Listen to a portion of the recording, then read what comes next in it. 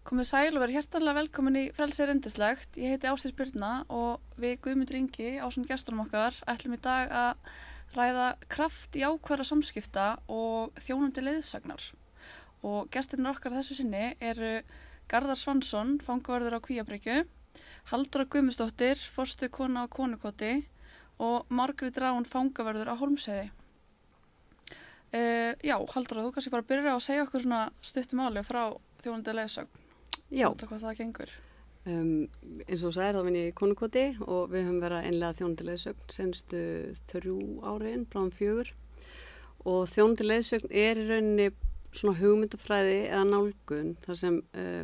við einblínum bara á samskipti, jákvæð og uppbyggileg samskipti með virðingu og mannlega reisn að leiðarljósi. Við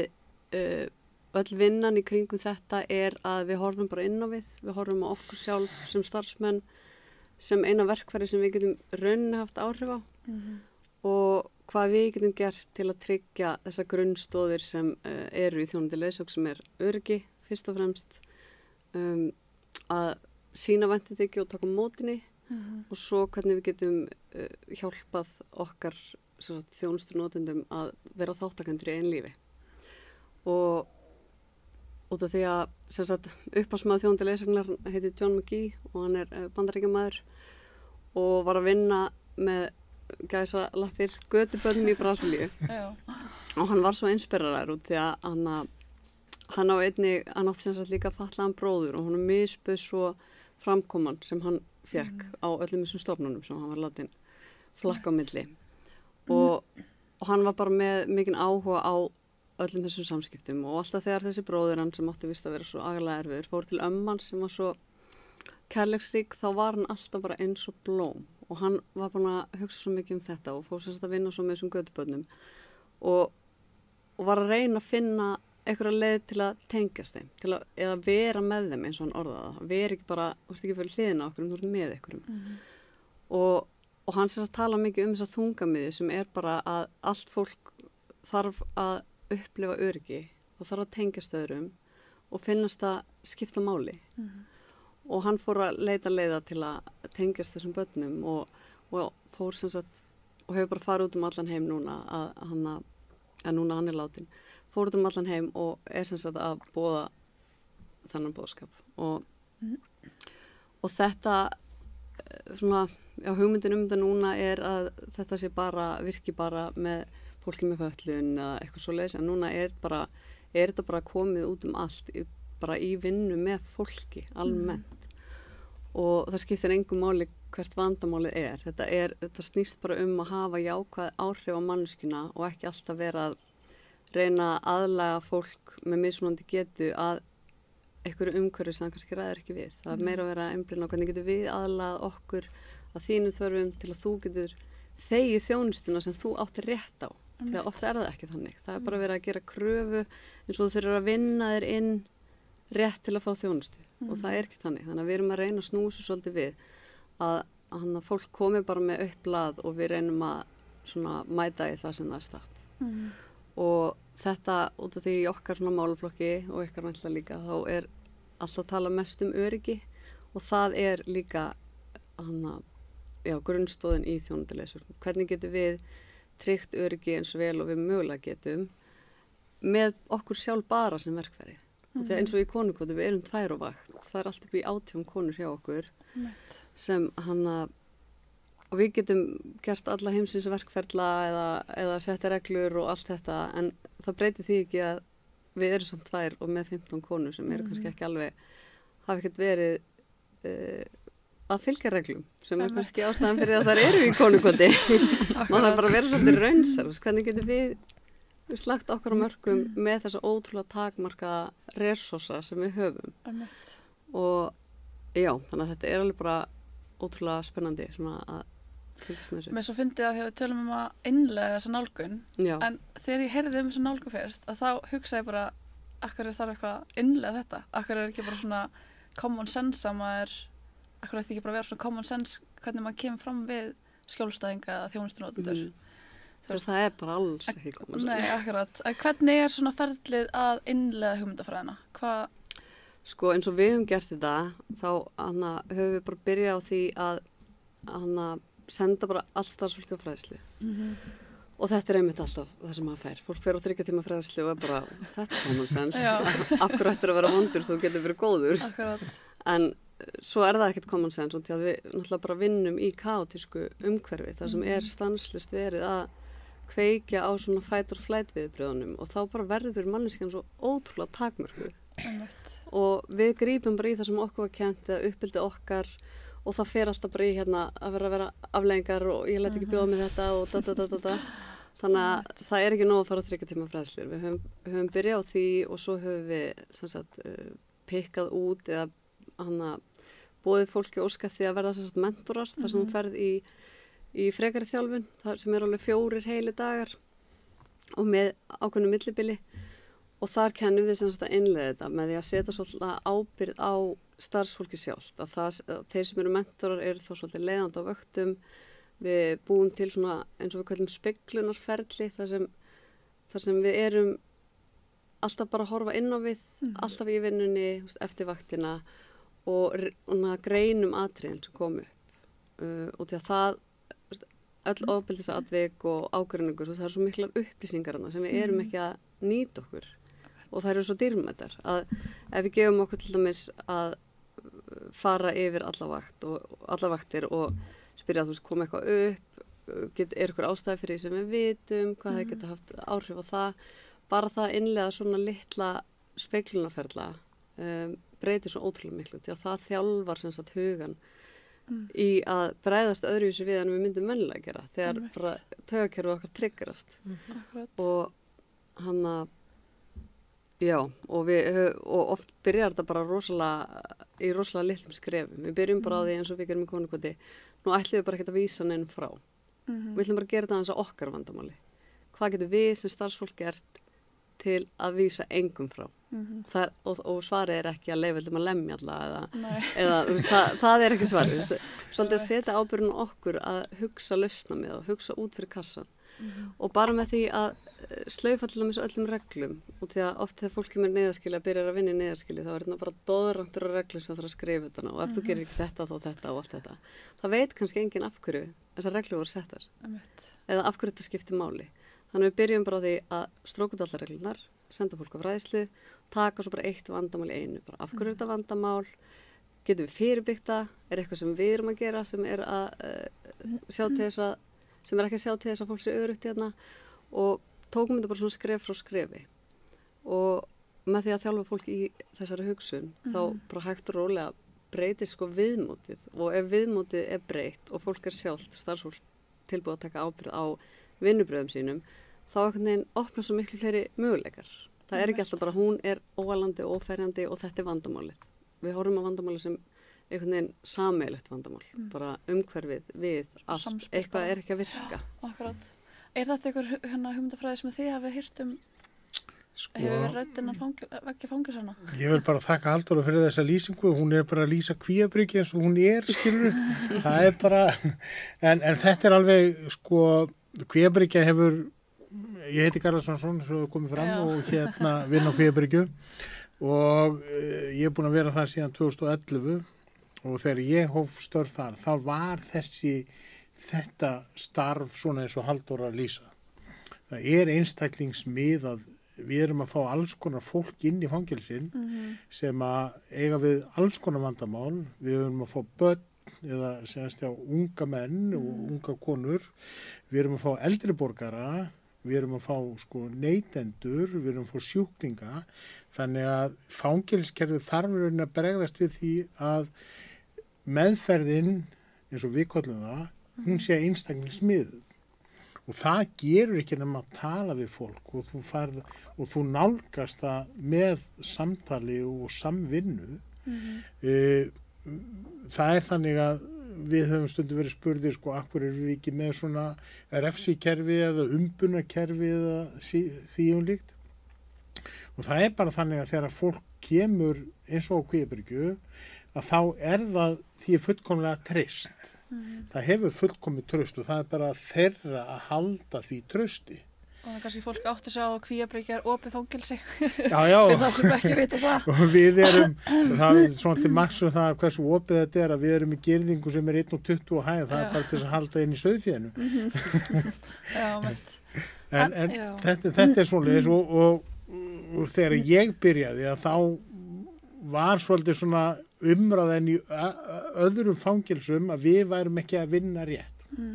Við sjáum það núna og Margrét getur komið inn á það eins og með fangaverkið.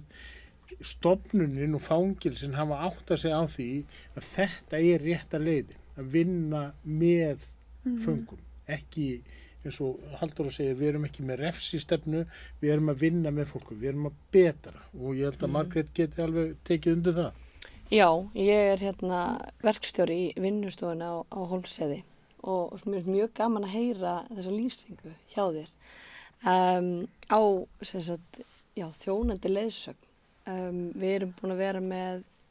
svona markvissa vinnu síðan árið 2019 í vinnustofunni og erum alltaf að byggja það upp og það upphaflega var það svolítið að reyna að hafa svona stabíla vinnu, að væru verkefni fyrir hendi, við varum ekki alltaf að byggja vinnuna á því að vera utanaðkomandi verkefni. Svo núna erum við búin að ná að byggja það verkefni það upp að við erum sjálfbær, þannig að við getum verið með vinnustofuna, en þá erum við þessi áskorun hvernig myndum við traust við skjólstæðinga okkar og þar kemur þetta, ég er ekki að vinna eftir þessu nákvæmlega en ég er rosalega mikið með virðingu og kærleika að leiðarljósi og ná sambandi við skjólstæðingan okkar, vita meira þau og hvar þau standa og það er stór saga hjá öllum, bara bæði hjá starfsfólki og vistfólki og svona í upphafi árs þá tókum við svolítið breyttum við svolítið til hjá okkur. Það var ekki það var bara ákveðin opnunartíma á vinnustofunni en það var engar leiðbeiningar hvernig þú ættir að komast inn á vinnu, hvernig gastu að fengi vinnu, gastu bara mæta einn eftir að komast í afplánun og svona. Og þá fórum við að taka eða ákveði að vera með þessu bara kynningu fyrir fangana. Þannig að fyrsta sem þú gera þig langar að vinna er að koma með kynningu og það er svolítið gaman að það er rosalega gatt, þá förum við bara inn í bókasafni á okkur og ég er bara með smá slideshow, eiginlega með engum texta, bara myndum og hún er svolítið breið, að því að kunnahópurinn okkar er náttúrulega mjög stór, bæði talaðu ekki öll íslensku eða ensku, er ekkert öll læs eða geta skrifað, en þá bara byrjum við að kynna verkefnið og þá er ég líka segja hver ég er og svo vil ég vita hver þau eru. Og það er mörg svona atriði sem þú ert að koma inn á sem að ég hef haft að leiðarljósi á þess að vera meðvitið en það er svo gaman að sjá hvernig það þróast einhvern veginn út frá því að við bjuggum til smá ramma og það eru smá reglur en og það eru gildi en það var svo merkilegt þegar hún bara búin að setja þetta á blað og bara að einhver væri bara að horfa í augun á fólki og segja, heyrðu, þetta eru reglurnar 5 sem við ætlum að fylgja. Að þá bara einhvern veginn, bara ótrúlegasta fólk, bara já, ég er alveg sammála því að ég ætla að bera virðingu fyrir hinum sem er inni og ég ætla að bera virðingu fyrir fangavörðum og fangavörður ætla að bera virðingu fyrir mér. Og bara að bara segja hlutina í staðan fyrir að vera alltaf að bregðast við, nei, mátt ekki fara út núna, nei, ekki svona, að þá verða að mínum að þetta samskipti miklu jákvæðari og þá ertu líka að grípa svona kannski þá færðu þau að vita líka vandamála sem geta verið, ef það eru árekstrar og hefur tækifæri til að hjálpa þeim að leysa árekstrar sín á milli þó að sé ekki gerast á vinnustöðunni Mér finnst þetta mjög merkilegt af því að afstafa hefur barist frá upphafi að svona einstaklismiðum meðferðar og vistunar áætlum að það sé farið eftir því og svona gagnkvæm virðing og auðvitað vitum við að áður fyrir þá vantaði svolítið upp á þetta í fangelsiskerfinu, það var svona öðruvísi menning og maður sá oft ljót mál í raun og veru sem að hefði verið hægt að leysa á mjög einfaldan hátt og við vorum svona horfðum alltaf mikið til einmitt Kvíabryggju og Akureyri. Það voru svona þau fangelsi sem voru með þetta svolítið að leiðarljósi og í raun og veru að því ég þekki það bara eigin raun að þegar ég var til dæmis á þessum stöðum og ég var ekki í góðu skapi að ég kannski kom varstjórinn, ég sparkaði í Coca-Cola sjálfsögn og sagði bara djöfusins ekki hægt að fá Pepsi Max og labbaði svo í burt að svo bara komið til minn, það komið Pepsi Max þetta var ekkert mál, skilur en auðvitað var þetta svolítið erfiðara í öðrum fangelsum, þetta var erfiðara, það voru svona kannski líka fólk að vinna óbúslega gott fólk en kannski ekki með skilning endilega mikið á veikindu fólks og það sem var í gangi og þetta hefur verið að breytast alveg óbúslega mikið og ég mjög ánægður að sjá breytinguna og þó maður vilji, það ekki komið kannski alveg á þann stað sem maður vill ennþá en þá þetta samt mjög langt komið finnst mér og en það er kannski ekki langt síðan að ég heyrði einmitt líka þetta hugtak eða þjónandi leiðsögn og maður byrjaði að sjá að þetta byrjaði að innleiða þetta í fjölda stofnana og þegar ég googlaði þetta þá kemur þetta upp bara á fullt af stöðum sko, miklu fleiri stöðum en ég bjóst við sko, í raun og veru. Þannig að ég hlýtur að vera þannig að fangelsi vil taki innleiði þetta bara, mér finnst það bara einhvern veginn alveg sjálfsagt. En það sem ég hef ágjör af að því að ég hef farið á námskeiðið hjá Halldóru í þessu og bara frábært en sumir vinnustaðir eru þannig að fólk kemur eftir svona námskeið og þeir svona þetta svolítið öðru vísi skilur heldur en eru vanir kannski en eins og þetta sett upp og svo heyrir maður þetta bara ekki hægt ég ekki ráðinn á þessu forsendum og en svo þegar maður fer að skoða kannski þessa sömumanneski sem segir svona og þá sér maður samtalið þú ert, ok, þú ert að heyra þetta svona en þú ert samt búin að vera að vinna eftir þessu alltaf tíð skilur þannig að þetta svona kannski að síast inn en gefur líka oft tækifæri til að þú veist ef það kom upp svona einmitt að maður hittir einstaklinga eftir þetta bara samstarfsfólk og þeim finnst eitthvað svona nýtt vera eitthvað svona skilja ekkert í þessum breytingum að þú veist þegar að koma upp árekstur að maður finnur að eitthvað sem íþyngir í vinnunni að líka spegla sjálfur vera svona ertu vissum að þessi fyrirspurn hjá viðkomandi hafi verið raunveruleg löngun í einhver líf eða eitthvað svoleiðis að vildi viðkomandi bara spjalla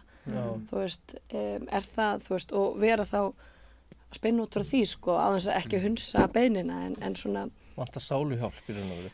eða þú veist, stundum finnst manni þú veist að ég finn það á vinnustofunni þegar við erum mjög mikið að spjalla þar og náum oft mjög góðum tengingu við skjólstæðingur okkar ég hef ágjör af sko að því að á sumum vinnustofum þar sem verið að innleiða þetta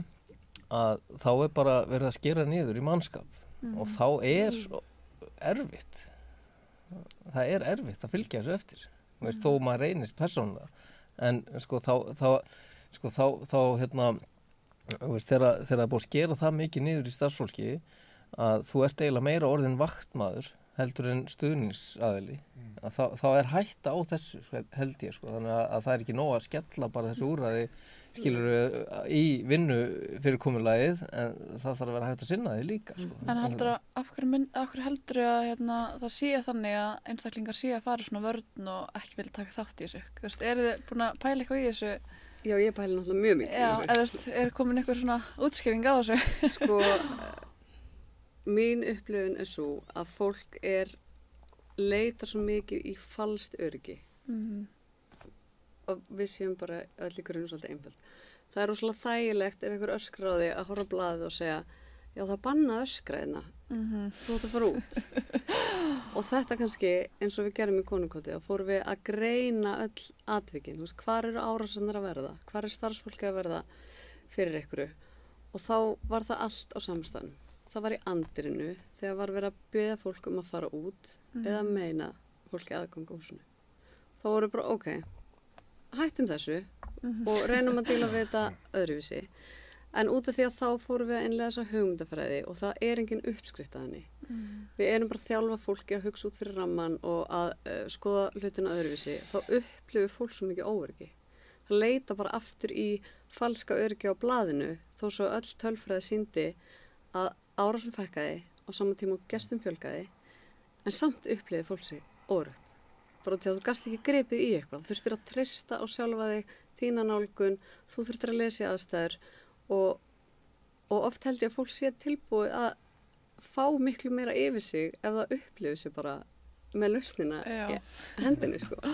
Þannig að þetta líka bara svolítið held ég svona skynjunavandi hjá okkur og þegar svona þarf eins og þegar maður að innleiða þetta þá þarf að halda skráningu yfir allt. Það þarf að minna fólk á því að þetta tekur rosalega á. Það er rosalega erfitt að þau eru alltaf að vera að spegla og hefðu við geta gert eitthvað öðruvísi, maður þarf að vera alveg auðmjúkur og náttúrulega atvik kannski ílengjast svolítið þegar þú ert að reyna að ná stjórnaðum þegar þú ert kannski vanið í að lokaða bara inn í herbyggju og hringa lögguna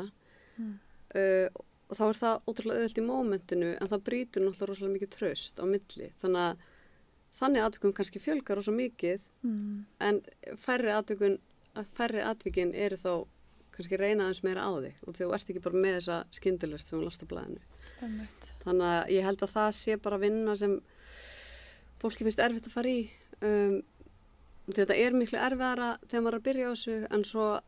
þegar líður á þá er þetta auðveldara. Það bara, þú verður sjálfur svo miklu öruggari í vinnunni og ef maður fer einmitt bara að reyna að kynnast manneskjunni og kynna sér bara allt þetta efni er að fólk beitir ofbeldi eða hótunum þegar það er óöruggt. Þá reynum við að gera það öruggara, ekki óöruggara. Og með því að gera þau örugg í okkar návist, þá erum við ekki að mæta þeim stál í stál þegar ykkur öskrar á þau, þá fer ekki að hóta móti. Það er bara þessi samskipta tækni sem þú þarft að þjálfa þig í og því að ef þú ert í svona aðstæðum, ert ekki vanuð í, þá panika maður. Maður fær svona rörsýn bara, komið svo út af aðstæðum, maður fær bara fight or flight. Og við höfum oft þegar við erum að þjálfa nýtt starfsfólk, verið bara, þetta er miklu flóknara en heldur. Þú heldur að þetta sé common sense, bara maður stendur sér vel í vinnunni, það er ekki þannig, oft þarf maður bara að byrja á að kannski leggja 3 setningar á minnið og því að verkfærin sem í þjónustu leiðsögn er bara við sjálf, það er bara augun okkar, hendurnar okkar, tónnin sem við notum, hvernig við snertum fólk, þetta er bara við sem erum að vinna með. Að ég legg oft til bara nokkra setningar sem fólk getur lagt á minni eða frís í aðstæðum. Það eru kannski aggressívar aðstæður í gangi að þú segir bara, ef ég teka eitthvað dæmi bara, ég get ekki ímyndað mér hvaða liðir illa eða er eitthvað sem ég get gert til að aðstoða þig. Þó svo að sé verið að segja eitthvað ljótt við þig, að fara ekki að vera, nei það er ekki rétt, ég sagði það aldrei, þú talar ekki svona um mig. Líkurnar á því að eitthvað hræðilegt gerist þar eru bara margfalt meiri heldur en þú myndir segja bara, vá, ég sé hvaða liðir illa, er eitthvað sem ég get gert fyrir þig. Bara, eða viðurkenna bara, ég veit ekki hvernig ég á að hjálpa þér, bara ég ætla bara að vera hérna, ég skal bara ekki segja neitt, bara eitthvað. Og þetta er ekki það sem maður grípur í fyrst. Maður þarf að þjálfa þetta upp, maður þarf að þjálfa þetta upp í vöðvaminnið og maður þarf að passa sig að gera ekki þetta, bara rýna í sjálfan sig, hvernig get ég allavega ekki bætt við óöryggið, hvernig get ég allavega hægt að vera ógnandi. Og fólk fattar ofta ekki sko valda ójafnvægið sem á sér stað eins og í fangelsum og neyðarskýlum, þegar einhver kannski, þú veist, ekkert hvað mannskjan hefur gengið gegnum. En við vitum það að heimilislausar konur gangi gegnum hræðilega hluti. Bara þessi undirheimar er náttúrulega bara survival of the fittest og þar setja þær á botninum sko. Þannig að við gefum okkur bara að þær verði fyrir alls konar ofbeldi á hverjum einsta degi. Svo gerist eitthvað í konukoti og þær bara missa kúlið eða triggerast eða eitthvað. Við þurfum bara að vera meðvituð þetta valdaójafnvægi og því að ef einhver öskrar á mig, þá er það yfirleitt hefði það geta verið hann eða ljósastjórinn eða eitthvað. Þetta er bara viðbröð, ósálfur viðbröð við einhverju áfallastreitu. Að ef við segjum, ef þú ætlar að öskra á mig, þá þarf það að vera úti. Þá erum við bara að setja olíu á óöryggið. Bara já, ok, nú hef ég enga tapa, ég er að fara að sofa út í snjónum. Bara hvernig á það að vera vænlegt til vinnings. Ójafnvægi að gerast bara. Já, og þegar við útskjörum þetta, nú ætlum bara að hætta að vísa fólki út og við ætlum bara að reyna að búa til öryggi þegar fólki líður sem verst, þá kemur alltaf sem spurningin, já ok, þá verður bara alltaf vitlaust hérna. Þær ráða ekkert við það og það svona sýnir svo mikið svona innbyggða fordóma og virðingarleysi sem við höfum í grunninn gagnvart þessum hópi og og því að það bara gerist alls ekki. Bara leið og þú útskýrir fyrir mannsku, herri, núna er ég alveg hægt að ráða við aðstæðanarina. Ég vil ekki hringja lögguna, mér langar ekki að vísa þér út. Getur þú hjálpa mér að leysa þetta? Hjálpa mér að hjálpa þér. Já, getur þú hjálpa mér? Bara við verðum, bara ég fara til göngutúr, viltu fara út í sík og eitthvað, við verðum að finna út úr þessu og því að ég vil gera allt áður en ég leit þessu úti, sko. Að leið og fólk upplifir sig hafa einhverja stjórn á þessu og skilur líka, já ok, hún vill í alvörinu ekki að ég svo úti. Það er ekki allir í lífinu að reyna að refsa mér, því það er það eina sem það ekki. Lífið þeirra er refsing, dag frá degi. Leiður að upplifa þetta, þá bara breytist dýnamíkin og þá vita þær, heyrðu, já, þið eru hér fyrir okkur, þið eru ekki hér og þið eru valdaningar. Og því að það er upplifið þeirra rosalega oft bara í lífinu, því að það er viðmóti sem að fá alls þar. Þetta var, ég veit ekki hvort að þið munið eftir því en ég er alltaf búin svo lengi í þessu kerfi að aldamótin að þá var prófað að ráða þið man ekki hvort það var 3 konur, fangaverðir átt að vera svona tengiliði við fanga og vera bara inn á göngunum, bara spjalla og svona mynda tengsl og eitthvað og þetta var svona tilraunaverkefni og mér persónulega fannst það frábært og fannst það virka vel en þær voru samt sko, veist, í fangavarabúning og eitthvað svona sko, en þetta var bara, þetta var ekki, ef ég man rétt, kannski hálft ár eða heilt ár, ég veit ekki sko, en svo var þetta uppfyrir og var ekkert meir, en núna sko undanfarið þá hefur verið að veljast frábært fólk í fangavörslu og andrúmsloftið er að breytast og samskipti milli fanga og fangavarða breytast mikið. Ég finn það alveg, klárlega. Mér finnst það magnað að heyra ykkar svona, varst svona skemmtilegt að heyra ykkar svona viðmót eða svona. En ég er svona pæli bara, ég bara pæli sko, veist, á hverju heldur þetta sé að breytast? Eða hvað er? Sko, ég held bara að menn séu átt þess að því að þetta auðveldar starfið okkar sjálfra þessi mannlegu samskipti. Við sjáum það bara, ég held að Margrét getur alveg tekið um það eins og hún sagði sjálf sko þegar hún kynnist fólkinu og fólk fer að tala við þig að þá verður öðruvísi viðmót. Við erum að kynnast í að margir í fanginu sem eru kannski að eignast vini í fyrsta skipti og þegar þú átt vini, þú ert ekki að ráðast á viniðina, þú ert ekki að úthúða þá, þú ert ekki vondur við viniðina. Og það er það sem að gerist. Og eins og Halldór kom hérna inn á, að þá er lykilatriði í þessu starfi okkar allra þriggja hérna, það er sjálfsöryggi, við þurfum að vera mjög sjálfsörugg með það sem við erum að gera í vinnunni og fræðsla. Og fangelsismálastofnunin hefur sett núna mikinn kraft í að endurbæta fræðslu og núna er átak í menntun fangavarða og það var einmitt verið að ræða það að ég var að kanna hverju getur komið hér með okkur, að það er lögð sérstaklega áhersla á þetta í fangavarðskólanum, þessa dýnamísku fræðslu. Dýnamískt öryggi. Já, það er bara málið. En sjálfstraustið er gríðarlega stór faktor í okkar starfsemi. Það er bara, við þurfum að vita hvað við treyst okkur til að gera það sem við ætlum að gera. Og þetta er alveg sama hjá ykkur. Þetta var já, mjög svona hnitmiðað þjónustuleiðsögn að búa til sem sagt innri hvata hjá fólki, ekki ytri hvata. Og því ég veit, við tölum náttúrulega rosalega mikið um ofbeldi og hefðun og allt það. Það er náttúrulega kannski minnsti parturinn okkar starfi en hann vegur þyngst og það er það sem fólk vil tala um. En ef að þú ert að reyna að stýra mannesku því með ótta við afleiðingar, þú getur alveg stjórna hegðun hjá fólki ef að bara afleiðingarnar eru nógu svakalegar eða umbunin eru nógu rosalega mikil, en það er bara svo brothætt. En ef þú byggir upp þetta traust og býr til innri hvata hjá mannskinni, þá hugsar hún, ég ætla ekki að lemja þig út því að mér langar ekki að lemja þig. Ekki út þegar ég svo hrættum og svo úti, eða þú ætlar að gefa mig sleikjó og ég gera ekki, eða hvað sem allt þetta umbunarkerfi snýst þetta. Hvernig er þetta í vinnustofunum? Hvað alltaf þegar ég kem hana, þá er bara sitja allir svo rólegir og eru bara að föndra eða vinna við eitthvað og þetta er svo þægilegt að koma þarna inn og maður bara, veist, er þetta svona, eða er alveg... Það ekki sjálfsagt, sko. Nei, það skiptir máli, það með nærveran, að vera bæði augu og eyru fyrir skjólstæðingun okkar. Og það leggir rosalega mikla áherslu á að því að, þú veist, Auður Guðmundsdóttir var á undan mér sem verkstjóri í fangaverk. Og það að vera, að það sé alltaf einhvern til staðar. Af því að ef að eiginlega nærveru okkar, þá náum við bæði að leiðbeina skjólstæðingum okkar. Þú veist, eða eru eins og eina af reglunum inni á vinnustofu hjá mér að við erum að reyna að tala sko, hversdagslega hluti og vera uppbyggjandi. Æfa okkur inni á vinnustofu. Að því að svolítið áhært að segja með vinina og vinskapin, að ég hjó eftir því að við erum alltaf að fá mjög ólíkan hóp inn til okkur í fangelsi og ef fólk var búin að þekkjast í langan tíma, þá var alveg greinlegt svona hegðunarmynstur sem var frekar neikvætt, þú veist, okkur málar þetta illa,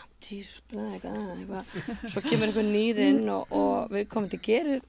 bara fullt rosalega vel en fólk bara hvað skoður þessu. Geðveikt eitthvað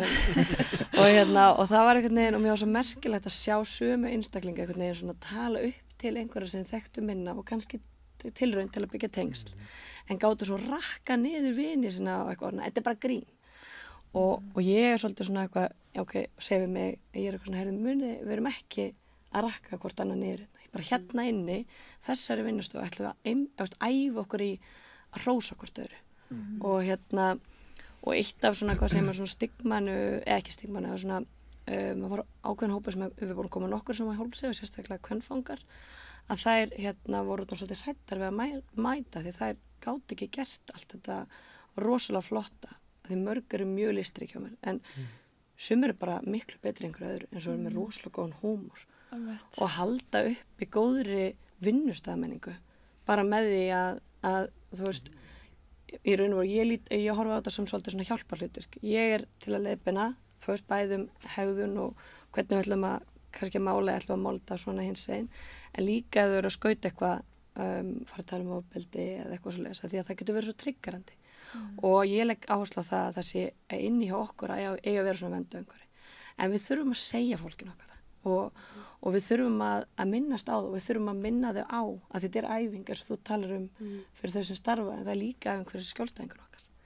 og þannig, þú veist, og leið að það er einhver nærvera frá eins og fangavörðum, þá finnst mér þá lyftist þetta upp annað plan og þá getur þau tekið mannesku að hans að vera eitthvað til bannað, mátt ekki tala um ofbeldi, ekki tala um þetta, ekki tala um hitt og að þá getur meira verið bara eitthvað, já, hvað ert að smíða, hvað ert að mála, vissu það komið eldgos eða eitthvað skilur við, bara svona að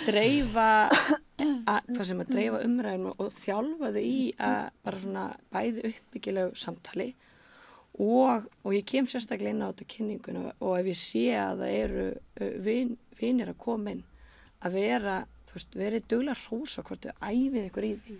af því að þetta eru ótrúlega hæfileikar einstaklingar og það hafa allir hæfileika þú veist, við þurfum bara svolítið að finna hann og gera hann meira gefa mér til eða svona, skilur gera það meira og leifa hann blómstra og þannig svona Mér finnst þetta frábært vegna þess að í gegnum tíðina og ennþá og þá mjög slæm menning í fangelsunum þar sem að þetta einmitt aðalmálið, það er verið að tala um slagsmál og vímuefni og allt þetta skilur alls konar verið að gorta sér alls konar hluti sem eru í raun og veru neikvæð og þeir sem eru þarna vistmenn og þeir sogast alltaf inn í þetta og fara alltaf að tala um þetta, þess vegna er svo mikilvægt að vera að leiðrétta eða fá til að tala um eitthvað annað. Ég er mjög ánægður að heyra þetta þannig að og þetta hefur verið vandamál sérstaklega á Litla-Hrauni mikið og hefur ekki náðst yfir það skilur að vinna á þeim vanda þar þannig að það er eitthvað sem þarf verður gert og á að gera með nýju fangelsi þá að reyna að vinna komið nýtt fangelsi og nýjan anda og menningu inn Það er þessi eins og Margrét segir þessi nánd sem við erum með í þessu starfi og ég er alveg saman líka í verksmiðinni eða verkstæðinni á Litla-Hrauni þar sem að menn er að vinna náið saman við sjáum miklu betur þegar einhver bjátar á hjá einstaklingum og við náum að grípa miklu fyrr inn í heldur en var hér áður fyrr. Að, þú veist, þá kannski, þá var ekki þessi nálgun, ekki þessi nánd. þannig að menn voru bara lokaðar inn gangi og svo kannski urðu þeir vitlausir að því það var ekkert kannski tala við þá sko. En núna með þessu samskiptum sem við erum orðin í dag að þá við skynjum miklu fyrr þegar og getum gripið inn strax og verðum var við eitthvað. Já. Og þannig að það er mikill kostur við það sem var hér áður sko. Ég líka með nýtt starfsfólk, sumarstarfsfólk og þessum að koma nýjar fangaverðir. Ég lýsi oft sko vinnustofunum þannig að þetta er svona eins og banki sem getur lagt inn. Þú veist, komdu og hrósa þeim eða sýndu þeim áhuga og gefðu þeim speglun. Þú veist, af því að loka produkti er kannski ekki, þú veist, það er ekki alltaf aðalmálið þó að þér, þú veist, þú ert hræddur þetta sé ekki rétti liturinn fyrir fangaverk eða eitthvað, það er alltaf lægi. Af því að því oft er þetta bara, já, ég hafi þetta guld eða ég gera breiðalínu eða mjóalínu og maður er eitthvað svona, ok, góð spurning eitthvað og að því þarna ertu bara oft í rólu umhverju og við erum bara að reyna að hafa rólegan og skemmtilegan anda og þarna getur þú lagt inn og þá, ef það kemur eitthvað upp á, þá ertu með innistæðu, þú veist, að þá hjá fólkinu, þú þekkir þau, þú veist hvað það heitir og þú veist líka mögulega að var eitthvað að koma upp á eða það er að líða kemur að dómi eða dómsuppkvæningu eða eitthvað og svona já, getur nærða speklaðu og ég allavega nýst mjög vel í starfi í erfiðum aðstæðum og svona maður getur alltaf gripið til þess ef maður veit meira og sýnt svona einlegan í skil, ég veit þetta er erfitt þú veist, Já, en við tökum náttúrulega líka meira eftir því bara hjá okkur í Afstöðu að fangaverðir eru farin að hringja miklu meira í okkur heldur en áður og það er einmitt út af þessu skilur samskipti og það er verið að biðja á að hringja og þeir stundu komið hugmyndir eigum ekki að hringja bara í Afstöðu til að spjalla skilur það líka náttúrulega kannski til að fá okkur til að spjalla við að því að við erum náttúrulega að gera það á jafningja grundvelli sko. Akkurat. Og þannig að það er bara mjög gott en að því að við erum að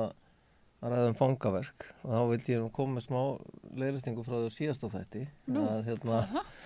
það kom fram hjá einu viðmannandi að það var allar vinnustofur og litlar húnir meira að minna lokaðar en það er auðvitað ekki rétt og mér lögðist að leiðrétta það í síðasta þætti en játsmiðaverkstæði og trésmiðaverkstæði og númeradeildin er sjálfsögðu opið þó að það sé kannski ekki vinna fyrir allar skilur og það vantar alltaf vinnu þannig að það er mjög mikilvægt að það komi fram en þetta var bara rétt þetta þarf að vera rétt allt saman ég fekk alveg símtal frá Viði með þetta og hún var ekki ánað með þetta ég eyðilaði fyrir hann í kvöldgönguna Hvernig er upp á Kvíabryggju? Hvaða möguleika hafið þið svona til þess að byggja gott og jákvætt samband við skjólstæðinga þar? Við höfum þetta eru þetta öðruvísi það er engin lokaðir veggir það er ekkert varðstofan er opin allan sólarhringinn og þeir sjálfur að elda og við borðum matinn þeirra í rauninni starfsmenni Guðmundur var þarna með töfrarsprota sinn í nokkur ár og hakkaði fyrir okkur mat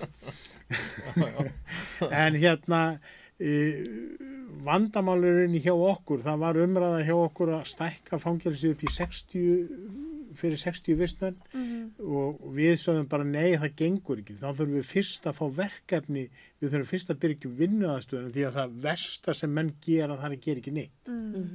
það er bara lykilatriði en við höfum útivist strákandi fara í smalamennsku við göngum á fjöll við förum í fjöruferðir veist, þannig að þetta er bara rekið eins og lítið vistheimili bara eins og heimavist en eins og kemur fram og við lýsum þess að þannig þetta er eins og frystitogari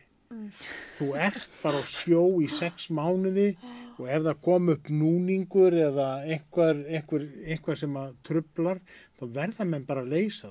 það er bara gert með samtali Akkurat. og þetta koma og menn öskra eins og er gert í konukoti þú veist og menn fá að tjá sig menn fá útrás svo er bara fengið og menn fá bara að setjast niður og ræða málin og það er leyst því að það getur enginn farið Ég ætla að segja það er svo sem ekkert hægt bara að segja vísa fólki til en við höfum náð þó svo þeir myndi nú örgulega áska þess já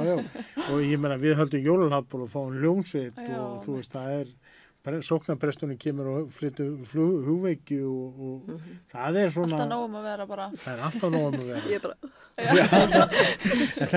Þetta er, og þegar að, ég muni að þeir allir tóku þátt í hérna Íslandsbankarhlaupinu eitt árið, þá fengu við bara að hlaupa upp að sko, þeir fengu að safna áhættum og svo fengu við að hlaupa upp á þjóðveg og tilbaka aftur. Nei, þeir hlupu lengra, þeir hlupu miklu lengra. Þeir hlupu miklu lengra? Fengu að fara miklu lengra. Það var sér, ég var það. Það var ég hljók samt ekki. Ég var bara að safna áhættunum. Við reynum að taka þátt í þessu daglega lífi í rauninni. Og það er bara, það er líkilatrið að menn, þeir hafi svona tilfinningu fyrir því að þeir hafi ábyrgð. Eins og ég sagði, við erum með svona það er svona sértækar út aðgerðir. Við vorum með mjög veikan einstakling og við vissum ekki hvað áttum að gera við hann. Við fengum geit á næsta bæ og það var bara hans verkefni að hugsa geit. Og þú veist, það var bara stór munur á honum. Það var svo tilgang. Já, hann fekk tilgang, hann fekk ábyrgð og þvílíkt, þannig að... Og því fylgir oft svona tilveruréttur, eða fólk upplifir svona tilverurétt. Þú ert að koma og vera með námskeiðum. Já, ég er svo hrifin af því. Þetta er bara það sem við höfum verið að reka okkur á. Eins og ég sagði strax í byrjun, þetta er mjög breiður hópur. Allur aldur og við sjáum það líka að það er mjög gott að blanda saman aldri. Þessi gömlu kallar sem eru búin að lifa ýmislegt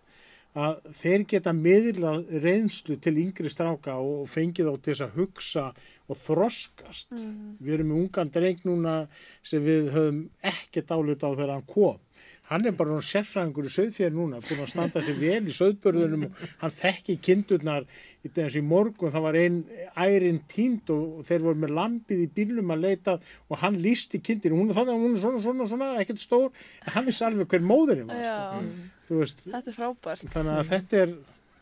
þannig náum við að vekja ábyrgðartilfinninguna og þroskan.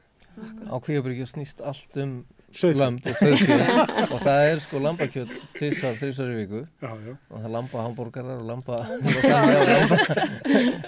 og þeir sem eru fangaverðir þeir þekkja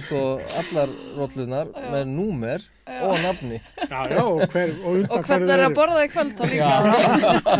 en hérna að við vorum að tala ráðan að þú veist ekki þessi refsistefna og svona en hvernig er til dæmis eins og ef það komið upp atvik og svona er heimsókna Nei, refsing er það er þannig að svona menn auðvitað gera eitthvað af sig, brjóta rúðu eða eitthvað svoleiðis og þá er það bara tekið tiltal því að ef að menn brjóta af sér eins og með fíkniefni eða neyslu eða eitthvað eða slagsmál þá vita er það að þeir því miður þá verður að senda á í burtu. Ég man eftir einu ári þar sem var svona slæmt samband á milli fanga og fangavarða og líka bara á milli fangana og þá stóð afstæða fyrir svona hópefli einu sinni í viku eða mánuði, ég man ekki hvort það var til að mættu allir fangarnir og voru að ræða bara vandamálin, hvað finnst þér þetta og svoleiðis. Handfærslu. Já, má segja það og það breyti gjörsamlega Halldóra bara, wow! Ég man eftir þetta breytist og ég meina að þetta fekk mig til að hugsa alls konar mál þannig að þetta skiptir svo miklu máli Þetta var í svona jafningagrundu Já, algjörlega Það er bara þeir hefðu eitthvað að segja og þetta er alveg sem gerst til okkur þegar við settum upp húsfundina Það er svo hissa, við vorum að spyrja hvað reglu vilja að hafa hérna Það er bara, Ég held að reglu væri bara alltaf þvinga mig til að brjóta þér. Það var bara hjálpið okkur með þetta og það var strax svo mikil mun. Og eins og með handleiðsluna, það er stofnun komin að góðan stað með félagastuðning fangavarða og við höfum gert það líka ef það kemur upp atvik, það komið upp slys og alls konar í okkar fangelsum að þá tökum við félagastuðning á fangana líka að því þetta eru þeirra vinir og þeirra samtalsmenn og svoleiðis þannig að þetta hefur áhrif á þá líka þannig virkum við líka þannig að félagsstundin ekki bara fyrir okkur, heldur líka fyrir þá. Við finnst líka svona, ég pröfa svona 20 í þessum svona einmitt að setjast niður og ekki einmitt vera að vinna heldur að annars vegar fyrir jólin þá vorum við með svona bara í raun og veru kannski ég myndi kalla það litlu jólin, það voru ákveðin hugvekja og það fórum við fyrst að tókum við bara hring og ég var með konunum og ég fekk samstarfsfélag með strákunum og vorum bara að segja það er mjög erfið tími fyrir fólki okkar og vorum að segja bara hvað uppáhalds, svona hvað finnst þið skemmtilegt að gera jólin, uppáhalds svona, hvað færið þið jólin eitthvað og bara aðeins að, þú veist, bæði er náttúrulega mjög erfitt að því við tölum kannski 5 tungumál í 10 manna hópi, mjög erfitt, en samt líka bara til að segja, þú veist, það eru þessar smákökur eða gera jólamynd eða horfa jólamynd eða púsla eitthvað og þetta hafði, mér svo gott að sjá svona, þú veist, að ég var búin að finna að það var þungt yfir hópnum en mér fannst það svona, þú veist, það létti yfir og svo gaman að í upphafi árs þá kom jógakennari með hugleiðslu inn í Hólmsheiði og stelpurnar fengu gefins sko svona einhver svona spjöld, veit ekki hvað sem maður kalla mindfulness spjöld, það er alltaf með svona, þetta er svona eins og tegunum með eitthvað, en svona ásetningur og þetta margt talar mjög til fólk sem hefur brotið af sér og þær kom með þetta á vinnustofan eitthvað svona megum við hafa þetta hér og ég bara, já, alveg sjálfsagt og það tóku þetta á hverju mótni, tóku 1 spjald hver stokkuð í þessu og völdu 1 spjald og áttu svona, þú veist, þetta var svona mantra yfir daginn og þetta rúlaði alveg í nokkra mánuð og svona, og svo sem var leiðtóni svona ekki lengur hjá okkur en þetta er ennþá til hjá okkur og í seinustu viku fór ég í ákveð að taka þetta inn til strákana og baða að setjast niður með mér og ég væri með smá svona, hvort ég væri til ég væri að gera eitthvað svona pínu öðru sem með mér og ég var ekki alveg viss hvorum meginn það myndi falla, veist, hvort það væri bara þetta er glatað, bara eitthvað, ekki, nei eitthvað, en þetta hreyfði við þeim, bara alveg jafn mikið á konunum og ég var svo, þetta hreyfur alltaf við mér sko og ég var svo glöð að sjá þessa svona staldra við og tengja og svona einmitt og þau voru með þetta spjald þessum eftirleið dagsins og voru bara, já. Ég get bætt aðeins við þetta því svona þessi breyting sem var á fangelskerfinu að sko í COVID-inu á aðfangadag þá fengu fangar á Hólmsheiði í skóinn. Já, ég sá myndaði, það var mjög skemmtilegt. Þetta hefði aldrei, sko fyrir 5 árum þetta ekki verið til. Þannig að það er svona þessi... Verið að reyna. Já. Það er nú til dæmis, konukvöld á Hólmsheiði, það er í allra friði. Ég elska að fylgjast með þessu, þegar kemur á á Instagramið, konukvöld í kvöld, hvernig hefur þetta verið að koma út í samskiptum þeirra bæði bara við fangaverði og þú veist, hvernig er það að koma út? Ég bara mjög vel, mér finnst þetta ótrúlega gaman, ég var að dúka borðið, ég var bara leiði viðtal dúka borðið, en þetta er rosalega skemmtilegt bara samstarfið, ég líka, þú veist, þær eru svona að fá að vera með og undirbúa aðeins, en það er bara ljóma, daginn eftir, það er bara, þú veist, og þetta er líka að fá tækifæri til að fara út af ganginum og vera í samveru, hún á að vera uppbyggileg og þetta var það er sérst 2 kvöld búin og 3. kvöldi í kvöld og hvað er þemað í kvöld? Er það húðin eða neglur? Augabrúnir og þannig að ég er mjög spennt að mæti fyrir máli en það er áttur svo ég fangaður sem var með í fyrsta kvöldi hún var bara vá, þetta var svo ótrúlega gaman ég fekk bara naglalakk og hvernig að tala við alltaf í leveli og bara svona tengjast þeim og það er líka daginn eftir og allir bara sjáðu negluna mínar og eitthvað. Þannig að maður sko komið jafningagrundvöllin inn í fangelsið. Ég fréttaði í dag að það ætti að vera svona kallakvöld líka en ég er svona að reyna áttum með á hvernig verða þau. Ég þegar ég kynntist svona fyrst í Danmörku þá voru haldið svona kvöld og þá byrjaði þetta oft að ég að gera eitthvað til dæmis konfektgerð og þá var bara komið fangaverðinni með hráefni í alls konar og leiðbeiningar og þeir voru að gera konfekt eða eitthvað skilur með föngunum og svo seinna þá var haldið svona bíókvöld þá bara fóru allir inn í svona einhvern sal þar sem var bara búið að velja einhverja mynd og fangaverðinni komu með þeir hlupu út í sjoppu og keyptu blandi póka og Coca-Cola og eitthvað og alls konar eitthvað sem komu og svo voru bara allir þar þetta var svolítið öðruvísi sko. Akkurat. En það var spennandi að sjá hvernig þetta verður hér en við höfum svolítið verið að horfa á þetta í Danmörku, hvernig þeir hafa verið að gera og ég sá þetta síðan hér seinna hjá honum Einari Andresinni varðstjóra í Kópavogi að hann var með þetta konfektgerð og jólaskreitingar og kortagerð og alls konar svona sem að var hjá honum sem sagt í Kópavoginum sko. Þannig að en svo hefur maður svolítið svona saknað þess en það að greinilega alltaf að það alls konar svona gefur mér alltaf rosa mikla gleði að sjá þetta í stóri það allavega ég meina þess að líka svona maður fær ákveð líka svigrum og þess að ég þegar ég var að byrja á Hólmsheiði þá var ég að leysa hana auði af henni fangavís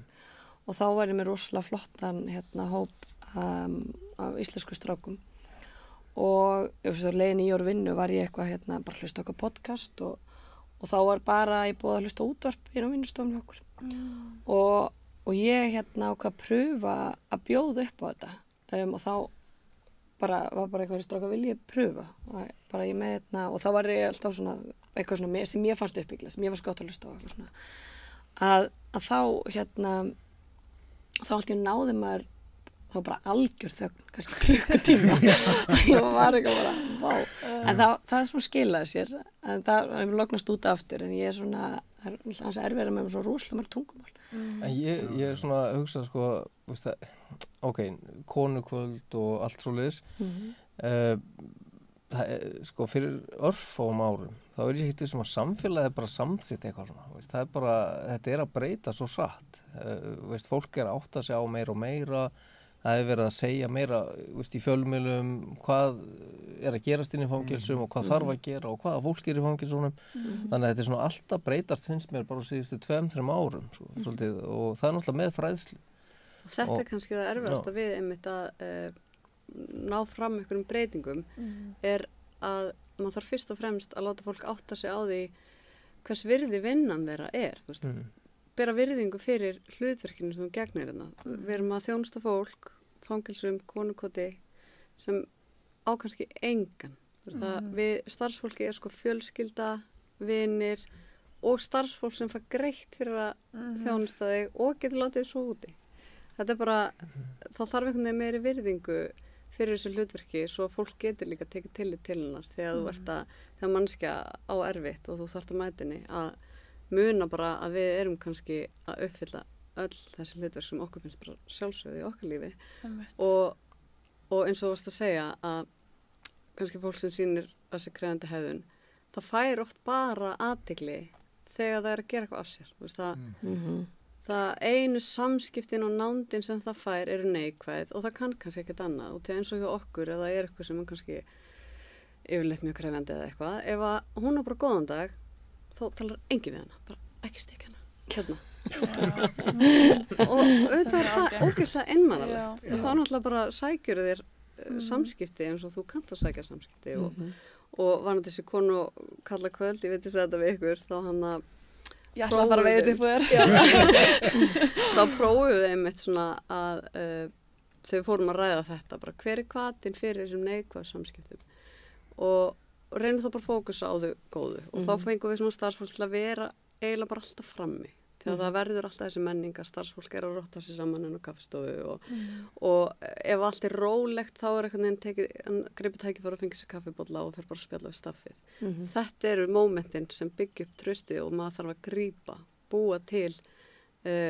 augnablik sem skapa traust og þá fórum við sem sagt að biðja starfsfólki að vera bara alltaf frammi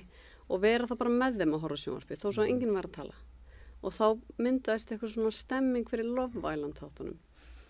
og svo var það bara svona allir að horfa Love Island saman og það einhvern veginn bara róaðist svo húsið og því að þú varst með verkefni, þú varst í samskiptum það var nánd í gangi og svo fannst okkur þessu magnað og því að við sáum líka við erum alltaf með öruggt neyslurými það var enginn að nota rými þegar það var að vera að horfa á Love Island sko. og þú varst með eitthvað til að dreifa huganum, þú varst í verkefni, þú varst í þessu flæði sem við alltaf verið að tala og það voru ekki allir að hunsa þig og þá varst þú bara með þráhyggju fyrir einhverju, Já. vímöfninu, hvað sem það er. Og þannig að maður var eitthvað, ok, af hverju er ekki lögð meiri áherslu á þetta? Þetta er auðveldara, þetta er einfaldara, þetta er gagnast öllum. Það einhvern veginn er bara, veit ekki af hverju, það er ekki meira að tala um svona hluti. Margrét, þú veist á Hólmsheiði Já, sem er kannski sem er inntökufangilsi eða Akkurat. móttökufangilsi akkurat. og menn koma í alls konar ástandi þar og kannski já, svona kannski helstu upp á komundunar eru kannski þar held ég núna í dag eða ekki en eða svona áskorunum þess varðandi geðheilbrigði og annað sérðu fyrir þér að fangelsismálastofnun eigi eftir að innleiða þjónandi leiðsögn þar? Sko, mér finnst þetta mjög góð spurning. Mér finnst þetta mjög heillandi sjálfur og ég svona kannski reyni persónlega svolítið að hafa þetta leiðilegu sem mínu starfi þó ég hef ekki heyrt þetta nákvæmlega fyrir bara í dag. Þetta er mjög góð spurning. Ég vona það. Og þetta er svolítið áhugavert ef þetta er lítið reglum til hliðar. Að því að þú veist við náttúrulega þurfum að starfa eftir ákveðnum reglum sem eru sett af löggjafanum. En þetta er náttúrulega líka samt helsti miskilningur út því að þjónustu leiðsögn útilokar ekki neitt annað. Nei, ok. Þetta er bara svona meðalhófsarreglan. Geturðu Meðalhófsreglan, já, frá ok. hérna fangilsun í Noregi? Já, þú veist. Við fórum Já. þarna, ég Já, var ok. einmitt að segja því hérna fyrir í dag sko, að við vorum satt við það frammi að ég tók fangavaraskólan 2014 og þar var ég eini fangaverðin af Kvíabryggju. Það voru 14 aðrir fangaverðir af bæði að Litla-Hrauni og þá Skólavörðustíg og það var alltaf verið að tala um sko norska kerfið sem er FC-kerfið í Noregi og skólastjórinn þá hann var að lýsa þessu hvernig þetta væri og ég sagði við erum að gera þetta á Kvíabryggju. Nei, þið eru algjör hálfveðatóttur á Kvíabryggju, þið vitið ekkert hvað þeir að gera. Ok, svo fórum við þegar skólinn útskrifaðist, þá fórum við til Noregs og fórum í Holden í Noregi og þar er klárlega unnið eftir þessu. Þarna var listasmiðja, bókasafn, tónlistastofa, verkstæði, bænahús, það er allt þarna til staðar til þess að bæta raunni umhverfi fanga. Og byggja það upp. Og byggja það upp, já. Og samstagsnefnandi mínir í fangavaraskólanum svo, þetta er dásalegt. Svona viljum við hafa á Íslandi. Ég segi, hætti þessu væli. Ég er eins og ég sé komin heim. Það var bara þannig. Og þarna gekk þetta út á að bæta mannleg samskipti og bæta mannin innanfrá eins og við höfum verið að ég vil halda áfram með það sem að Halldór að koma á greinilegt að Lofæland virkar allstaðar. Á tímabili var sko svona þema í okkur, þetta voru kannski 12-13 kallar, sátum fyrir og sjóvarpið og horfðu á Lofæland á kvöldin, öskrandi eins og smástelpur og skríkjandi. Ertu að meina þetta? Ég er að meina. Já, ég meina það er stemning þegar það er líka eins og bara HM eða eitthvað, það er Ég rosa held að stemning. sé ekki sjónvarpsefni sjálft sem að Nei. að tala um. Það er eitthvað hafð svona fyrir stafni og einmitt og þetta er allt sem Lofæland En sýnt sko, daglega sko. Norðurlöndin eru öll með þessa stefnu. Þetta það er allt gert til að, mér finnst þeir vinna eftir þjónandi leiðsögn og að hópefla og að einstaklegur komið betur út og hann sé búin að þjálfa því að sko, hér á Íslandi þú ert lokaður svona inni í lokuðum fangelsum sem er kannski ekki mikið í boði. Þú verður svo félagslega aftengdur eða einhvern veginn að þegar þú kemur út að þá áttu það til að lokaði braf, félagslega einangrun og fleira sem kemur. Þannig að en við vorum einmitt í Finnlandi að skoða opin úrræði og fangelsi þar og þar fannst mér bara það var allt gert til að koma mönnum út, skilur bara, í lokuðu fangelsunum og þurfti að tannlæknis eða mæta fyrir dóm eða eitthvað og færstu bara skammtímaleyfi, þú bara sérðu með sjálfur og færð bara í þetta sjálfur og þú kemur svo bara tilbaka eftir 6 tíma. Þeir voru ekki að eyða einhverjum bílstjórum og fangavörðum til að fara með því eitthvað, þú bara út með því, þú bara kemur aftur og í opnum fangelsunum og þar sko því að þú varst að segja að þið varu með lága girðingu og þetta væri allt opið en þar er sem sagt, í raun og veru Ísland samt skilgreining og opnum fangilsi miklu þrengri heldur en úti, sko. Úti þetta þannig að það á bara enginn að vera inni á daginn, sko. Það fara bara allir út í bæ að vinna eða í nám eða meðferði, sko. Þannig að þetta svona smá munur en yfir allt, sko, þá held ég að allir séu að vinna svolítið það eru lengi með þjónandi leiðsögn, skilurðu, en það er samt allir einhvern veginn að vinna eftir þessu fyrirkomuna, held ég, sko. Og ef ég aðeins, sko, þú varst að spyrja Margréti með hvort að Fangelsismálastofnun, ég held að Fangelsismálastofnun sé búin að átta sig á því að þetta hvort að hún sé tilbúin að marka sér þessa stefnu, en hún klárlega að vinna í áttina að því og við sjáum það bara starfsfólki líka, sko. Já, starfsfólki líka. Leggja allir fram að bara, þú veist, einmitt gera, þetta óbáslega erfitt að koma í fangelsi. Fólk eru í rosalega sjokki, eðlilega. Já, við sjáum þetta bara samskipti við okkur, bæði Fangelsismálastofnun og fangaverðir. Þetta svo mikið, góð samskipti sem að hefur verið að lagast og ég meina að ég held að bara allir búin að átta sig á að það er allir að vinna sama markmiði, skilur við. Og þannig gerast hlutirnir og þannig verða breytingar. Þú sagðir áðan hana með vinna eftir reglum og allt. Þetta er svona ótti minn, þú veist, þegar vera hana reyna að fá fólk til að innlega þetta svona. Það er einhvern veginn alltaf tekið þannig að það þurfa að útiloka allt annað. En auðvitað eru lög og reglur í landinu og allt það, en þetta snýst það að hugsa af hverju erum við að gera þetta, hverju er þetta að skila, getum við gert þetta einhvern veginn öðruvísi en að skila ykkur betra og að það sé ekki alltaf gjaldfellt þjónustu leiðsögn og vera eitthvað, nei, við þurfum að hafa mörk hérna, þetta er fangelsið eða hættulegt, það er hægt að gera bæði, það er hægt að hafa mörk og reglur og þetta er bara spurning hvernig við gerum það og viðmótið og virðingin í því sem við gerum að hún skili sér og við séum ekki gera meiri skaða heldur en gott með hlutum sem við erum að gera út af því að, og það er náttúrulega hægt að tala til dæmis eins og einangrunarvistun og allt bara endalaust í þessu samhengi bara getur einhver sýnt mér hverju það skilar til dæmis öðru en mannlegri þjáningu og bara að sefa ykkur að refsi ekki eða ykkur að réttlífskennd þetta þjónustu leiðsögn bara að benda á svona hluti. Bara gerum þetta öðruvísi, það skilar engu nema, Við sjáum samt, sko, að þar sem að fólk kemur sem að hefur ekki kannski þekkingu á þessum hópi, kemur jafnvel í einkennisbúning og kann ekki á hópinn, að þeir bregðast öðruvísi við þegar þeir upplega sér hrædda, skilur. Og þá kemur allt svona manns fíguru svör eða svona, veist, eitthvað svona að því að það þú bregst þannig við, skilur, en hérna leið og menn kannski fá þjálfun í þessu að við sjáum að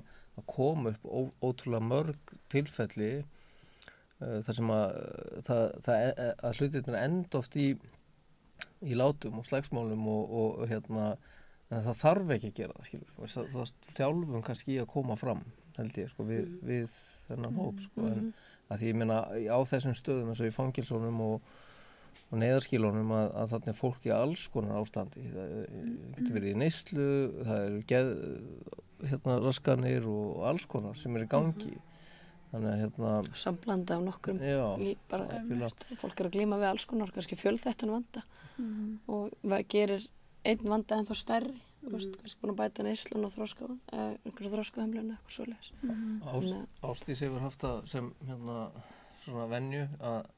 biðja allir svona lokaorð eða svona sparka í kerfið, komdu með einhverja